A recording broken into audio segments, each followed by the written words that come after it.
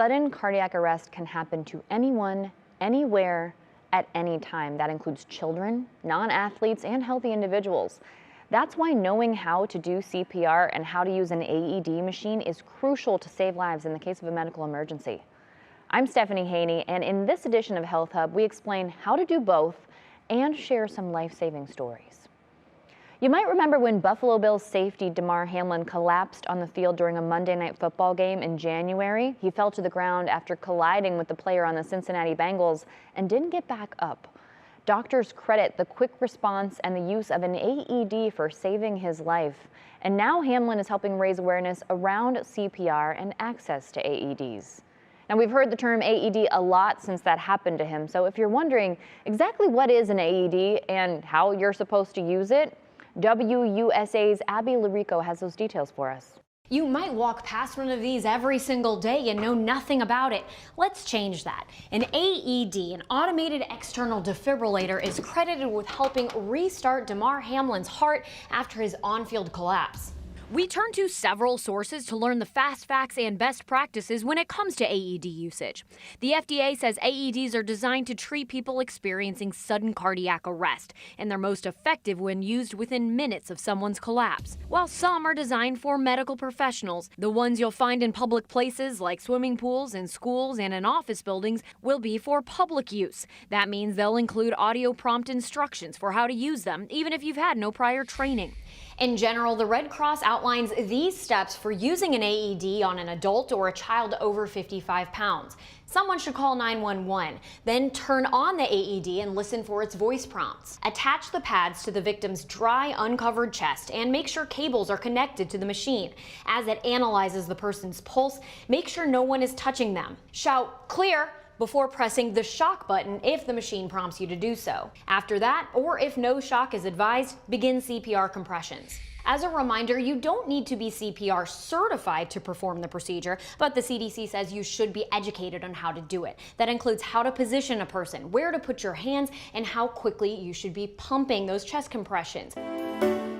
Every year, there are more than 350,000 sudden cardiac arrests that happen outside of a hospital setting in the U.S. And 2/3 of deaths caused by sudden cardiac arrest in kids happen while playing sports. That's why there's a big push to get AEDs in all schools. WWL's Meg Ferris explains. Curtis head of schools and football coach J.T. Curtis remembers what happened in a classroom years ago. We had an incident about 15 years ago where we had a teacher have a heart attack in school, and they were not available for us, and we had to do the CPR. About 5 years ago, the school got several automated external defibrillators. They're in the halls and gyms and travel to every sporting event for the players, students, faculty, and other adults. You're talking about spectators at a game, someone in the stands. It's a life-saving device that can make the difference in the lives of people. Curtis took this action even before NFL player Damar Hamlin suffered a cardiac arrest and was saved by an AED. The device can shock a heart that's out of rhythm back to normal. When instructed, give patient 30 rapid compressions. It's simple. Anyone can do it by following the voice commands. They won't even fire if something else is wrong with the heart. For several years, Medical Watch has talked to families with personal stories who have raised funds to donate AEDs to schools, like Nancy Barcia, who years ago lost her son Chad, a senior football player at De La Salle. They told us that he was in intensive care and he wasn't doing well, and then he had collapsed. And they told us we needed to come home. And when my husband hung up the phone, I looked at him and I said, "They're lying." I said, "He's gone." After Hamlin's medical emergency, the Saints and Pelicans donated AEDs to Orleans and Jefferson Parish recreation departments. Coach Curtis agrees with the legislation that AEDs should be mandatory in all educational settings and is thankful one saved a former student athlete of his. Willie Allen played at LSU, fine athlete, excellent shape, was on the football staff at Concordia University in Michigan, and was out playing basketball with his friends just for exercise and just dropped. Now, even if there isn't an AED nearby, you can still administer CPR, and every second counts when someone goes into cardiac arrest, which means knowing the proper steps is crucial to saving a life. KPNX's William Pitts spoke with the director of American Emergency Response Training for what you need to know. A cardiac arrest is where your heart is suddenly stopped or it is quivering. It's not beating normally. That can happen anywhere at any time. So what do you do if someone has collapsed and is not breathing? Jamie Phillips, the director of American Emergency Response Training, says call 911 and immediately start CPR. Hey buddy, wake up, are you okay? And they're not breathing normally. We're going to get on that chest and give them the CPR. The sooner the better to increase chances of survival. Phillips says timing is everything. Every minute that they go without lowers their chance of survival by 10%. CPR will buy time for the patient until paramedics arrive, but an AED or automated external defibrillator is the preferred tool. And Phillips says all organizations should have one available. Stay calm. The AED actually gives you voice instructions for each step. Attach defib pads to patient's bare chest. The device will give the patient the necessary shocks to the heart that are needed until paramedics arrive. Phillips says CPR training is simple and could save a life. Assess, alert, and attend. Get them that CPR. William Pitts, 12 News. Now for a step-by-step guide to administering CPR, we turn now to an instructor in North Carolina. The first thing you should do is assess the scene. Scene is safe, so now he's going to approach the victim and tap him on the shoulders hard enough to get a response. Are you okay? He is not responding, so Jordan knows he needs help. So he's going to look at me and tell me to get the AED, call 911, and the first aid kit. And he is going to continue on by assessing for breathing. He's not breathing. Now he's going to start CPR in the center of the chest, center mid-nipple line. 1, 2. He's going at least 2 inches deep, and he's going to go at least 100 to 120 a minute. So now he's going to open the AED and turn it on. Adult patient. Then he's going to follow the prompts. Remove clothing from the patient's chest. Open packet and apply pads onto patient's bare skin. The pads have pictures on them so you know exactly where to place them. Open packet and apply pads. Press the flashing shock button. Clear. Shock delivered. Begin CPR. Now he will resume CPR until the AED tells him it's going to analyze again. Training and learning what to do in the case of a sudden cardiac arrest is important for anywhere you might be, and one car dealership in Toledo, Ohio saw the need for being prepared to do CPR firsthand. This was after one of their own workers went into cardiac arrest. WTOL's Kaylee Kirby has more on the changes made and the message to their employees. Stand clear. Clear. Clear. April 5th, 2022 is a day everyone at Jim White Honda will never forget. I had gone outside to get some fresh air and realized I was getting worse. I came back inside and I was told I had enough time to kind of grab my chest, ask for help, and I went down.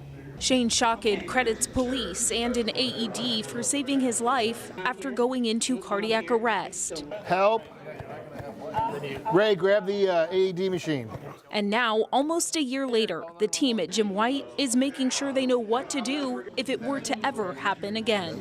It's a big deal, and I think everybody should be, CPR certified, trained, first aid and AED usage, and how to use the machines. And I was shocked how easy it is. It does go and walk you right through the process. Deliver shock now. Clear. Press the shock delivered. For a lot of them, this was their first time getting CPR training. Others tell me they were certified years ago and they'd forgotten a lot of what to do. Getting the blood to the brain is the goal of CPR. Not necessarily saving the heart, but keeping that blood flow until the medics can get here and give life-saving drugs and other life-saving treatment. The employees say it was surreal. Kind of thought, I wonder if this is what they feel when they're actually saving a life, if they're nervous or if they know that they're doing it the right way, or how many ribs are they going to break, or does this person have a chance? They say they wish they had this training sooner, but now there's no guessing, and they'll have 2 AEDs on location if anything were to happen. Unfortunately, it takes an event, some kind of sentinel event, always. That's just the nature of life, right? It takes a sentinel event to change things, to bring change. Now, as you've heard, it takes some time for EMS to respond after calling 911, and those can be minutes and even seconds that those suffering cardiac arrest do not have. That's why knowing CPR and having an AED nearby is critical. And that's how TSA officers were able to save a pilot's life at Richmond International Airport. WUSA's Nathan Baca shares the importance of being alert and prepared. Thank you for choosing Richmond International Airport. It's a classic scene at Richmond International Airport, the steady flow of travelers going to and from their destination. You interact with thousands of people a day. But on April 10th, while TSA officer Nigel Allen was on the job, something seemed off. I was doing a security operation with one of my lead TSOs, Trinard Collier. He had noticed that a pilot was leaning over the railing, and he asked me if he was about to pass out, and the next thing you know, he hit the ground. He was holding onto the rail and just kind of standing there. In a matter of seconds, Allen crossed this concourse to get to the pilot who collapsed from cardiac arrest. That there's somebody turning blue in my arms, and I needed to do something. Law enforcement responded in seconds. Go in, grab it. Allen ran to grab an AED, the same one Fire Chief Doug Martin used to bring a pulse back to the pilot's heart. Quick jump to action added up after it took EMS nearly double the time to respond. That day it was 10 minutes because Fire Medic 7 off of Mechanicsville had to come. Usually it's less than 5 minutes. The pilot regained a pulse and consciousness, a rewarding ending for the heroes who stepped in. But I heard that, that deep breath he took, and it was like, oh, thank God everything's okay. Nathan Baca, WUSA 9. If you're looking to get certified for CPR, you can find classes in your area through redcross.org or through your local YMCA. Something you can do right away wherever you are is make sure to locate the AED machines in places that you frequent, like your workplace, for example. Thanks for watching this edition of Health Hub. I'm Stephanie Haney.